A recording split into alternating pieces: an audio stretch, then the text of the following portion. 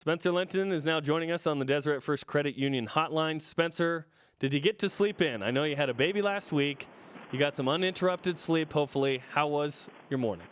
Amazing. 6 hours feels like an eternity after the last week. So, yeah, I'm good, man. Got those blinds pulled shut. Yeah. Feeling great. Stretch that to 9 or 10. You know, what else are you doing before you go to the stadium today?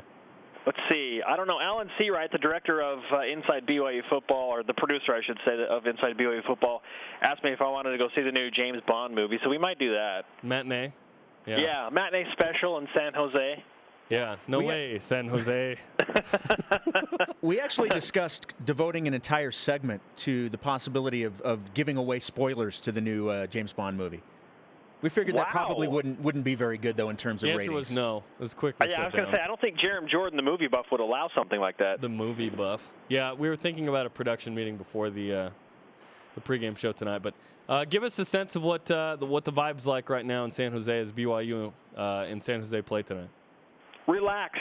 As soon as I walked into the hotel, saw a bunch of the players, Trey Dye, Nick Kurtz, talked to T-John Karoma and Riker Matthews, and they feel relaxed, which I think is natural after the bye week and having a bit of a break. But while it's relaxed, I don't get the sense that they're overlooking the San Jose State team. And we talked yesterday on BYU Sports Nation about, is this a trap game, which I absolutely think it is not. 100% do not think this is a trap game. So relaxed but confident moving forward and excited to play again on a Friday night after what feels like a forever layoff. Playing off that, in terms of being a trap game and not overlooking them, does it even matter if they do? Because I'm not sure it does. I still think BYU wins by at least 2 touchdowns, even if they do. Yeah, I think that Bronco Mendenhall does a really good job of reminding his players of what happens if they do overlook an opponent. He's been doing this long enough that he gets it in their minds like, look, this is Division I football. There's not an easy win. There will never be an easy game. And so I don't know how much players buy into that. Yeah, Wagner was easy, wasn't it? But they look sharp, and that was a credit to Bronco and the staff. BYU came out and looked very sharp against a terrible team. So I don't think that with Tanner Mangum as the quarterback, the way that he plays the game, the way that he approaches it in that offense, they want to score a lot of points. They want to look good. I just don't see them not looking sharp tonight. So, Jason, yes, if BYU played a mediocre game, they could still win by 2 touchdowns, but I don't think it's going to be that way. I think BYU is going to look very sharp tonight, and they're going to score a ton of points. Our Twitter question today is, what do you expect from BYU tonight versus San Jose State? 50-plus points. Ooh. I jokingly called for a 50-12 blue-goggled score. So you said then you said 50. Yeah, you guys are on the same page. I'm right in line. I'm right in line with that, right? Yeah, that's perfect. What else do you expect? I expect BYU. First of all, I expect Tanner Mangum to be very efficient throwing the ball. I know San Jose State's pass defense is number 1 in the country according to yards allowed per game, but I mean, this is a team that hasn't faced anybody that can throw the ball consistently. Wait, what do you mean? New Hampshire, Air Force, Oregon State, Fresno State, Auburn, UNLV, San Diego State, New Mexico. Those sound like powers to me. Oh, man. Auburn ranked 93rd out of 128. Threw the ball 10 times against San Jose State. We threw for more than that in an intramural flag football game earlier this week. Listen, I ate dinner with Christian Stewart last night, and we were joking about that. I remember him. You threw 10 passes on a single drive before, let alone in an entire game.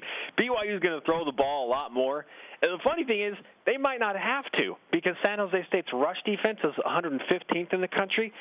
The only way BYU doesn't go crazy through the air is if Francis Bernard and Algie Brown and Adam Heaney get going on the ground and they don't have to throw the ball. I think this BYU offense is primed and ready to score a ton of points. How quickly do you test that pass defense? Do you start out, if you're Robert and I, do you start out running the ball just to see what you can get and how many yards per carry you can get, or do you come out throwing? I come out throwing. Let's test that defense. Let's see how that number 1 ranked pass defense really performs early, because you can always go to the run. He knows that he has the ability with that offensive line. They will wear down San Jose State as the game progresses, and that run game will get established, just like we saw it do against a good Boise State front. Finally, they wore down in the fourth quarter, and we've seen that in a few other games as well. So I think, why not? Let's get the quarterback going. Let's get some confidence. Let's have him make a few short throws, see what Tanner Mangum can do against San Jose State, and then really start to attack over the top. Spencer Linton just woke up. He's now joining us on BYU Sports Nation. Let's talk about Tyler Ervin. I think that Paul Perkins is the best running back that BYU's faced this season, but in terms of production for his team, Ervin is the best that BYU will face this season. How do you think that BYU handles Ervin tonight? I think that facing Paul Perkins is beneficial to BYU, and I asked Bronco Mendenhall about that as well, and certainly he said our preparation in this game, we watched UCLA and Paul Perkins and what he did, and so I think BYU is up for the challenge. The only legitimate rush defense Tyler Ervin has faced was San Diego State. And San Diego State has a good rush defense. It's top 15 in the country. BYU is number 40 right now. But they held Ervin to 22 yards rushing on 17 carries. So I think that with Bronco Mendenhall, and guess who the coach of San Diego State is? It's Rocky Long, one of Bronco Mendenhall's mentors. I think BYU and Bronco Mendenhall will be ready for whatever Tyler Ervin brings to the table. I don't see any way he rushes for over 100 yards against BYU just because of the discipline they have up front. One of the things I'm interested to see in this game, we've heard this week that BYU's added some wrinkles to the offense. I want to know what those wrinkles are. And now, I think a lot of that, I don't know if you necessarily need the wrinkles or you want to show your hand against San Jose State. Maybe it's probably more for Missouri and Utah State down the road. But when you hear that they're adding some wrinkles, what do you think that means? What do you expect? I expect BYU to put some more flash in that pass game. Going back to what I said earlier, I think that they will try some big plays early in this game to really show San Jose State that they came to play and that they want to score a ton of points. So I don't know if we're going to see like a double reverse or flea flicker, maybe something like that, just to mix it up, just to try some new things. But I expect some big plays over the top passes. And Jason, you make a good point. This is a great way to work out some of those kinks of those wrinkles as you prepare for Missouri. So why not do it after the bye week, throw it out there, see if it works, and then if something lands or sticks, you can use it further on down the road in November. Hey, first of all, I am always in favor of a flea flicker. I think you should have at least one flea flicker a game, but I'm still holding out Flick hope away. for like a halfback pass, like Riley Burt touchdown pass to Tanner Mangum. Who else can throw is the real question. Didn't Mitchell Juergens throw a pass in the Boise State game, and I'm glad it was almost intercepted. Oh, yeah. Yeah, you're right. Yeah, who else can throw is the real question. And Mitchell Juergens been a little quiet since that shoulder sprain. But, okay, over under 1.5 catches for Remington PECK as a tight end tonight. Under. I think Remington is, because BYU will try and establish the run, and they're going to throw the ball long to that talented group of wide receivers. No, it's not necessary. Maybe, though. I'd love to see him get a catch, but I just don't – no way he gets more than one catch. Maybe a Remington PECK touchdown is the new wrinkle. Wouldn't that be something? Maybe that's the wrinkle. Well, Remington told us 2 weeks ago on the show that he was supposed to be targeted several times. Yeah. But someone, and he didn't want to name names, and then he said, Bo, didn't throw the ball to him. So we'll see if that's thrown in tonight. Yeah, maybe the wrinkle is the tight end. Who knows? Yeah. Defensively, why wouldn't BYU stack the box against Tyler Ervin? That's a great question. I don't know. Like, put 8 guys in the box. BYU never does that. They never do it. But I, in all seriousness, yeah, 6 or 7 guys in the box for the entire game. I think the inside linebackers are licking their chops to face another guy like Tyler Ervin because of what happened against Paul Perkins. The challenge has been issued. I guarantee Bronco Mendenhall and Steve Kafusi in those defensive meetings were like, hey, remember what happened against UCLA? Better not let that happen again. The challenge has been issued against a really good running back. Put a ton of guys in the box. Has San Jose State shown the ability to throw the ball over the top in man-to-man coverage? No. No way, San Jose. So why not? Why?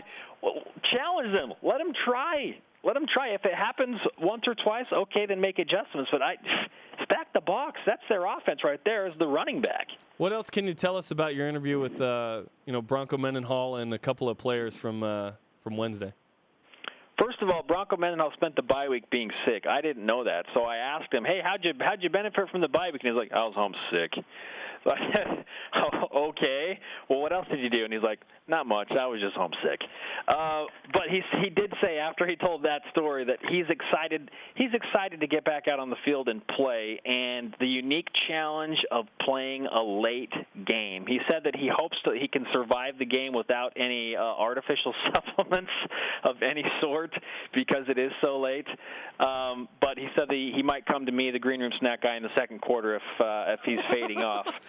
So there's that. The second thing is he talked about the mentality and the consistency of this team, and that he likes how they approach each game kind of the same way. And he referenced that it was unique in the teams that he's coached, that this team kind of just seems to get in the same groove and be really consistent as they approach games, whereas last year it was kind of all over the map with the mentality and the emotion. But he said that the team has been very even-keeled this year, and that makes him feel a lot of confidence. Okay, great stuff. We'll see you tonight on Countdown to Kickoff. It's going to be a lot of fun. I know you're going to talk to, is it BYU alumni or the Cougar Club tonight? Yeah, headed out to talk to the BYU alumni. Oh, by the way, Jeremy, I have to tell you, Kurt Henderson came up to me in the lobby yesterday, and he said, "Hey, I just heard something on the volleyball game. Like, did everything go okay with your flight? Are you okay?" And I said, "Yeah, why?" And he said, "I heard Tanner Mangum and I were watching the volleyball match, and I heard Jeremy say that you missed your flight." I told everybody. He embellished. and of course, Tanner Mangum would be watching the volleyball match. There's someone of interest there as well, isn't there? BYU Sports Nation TMZ, what's isn't up? there? Yeah, we don't tell all the secrets. Spencer, good stuff. Have fun tonight in San Jose. We'll see you on BYUtv tonight. All right, thanks, guys.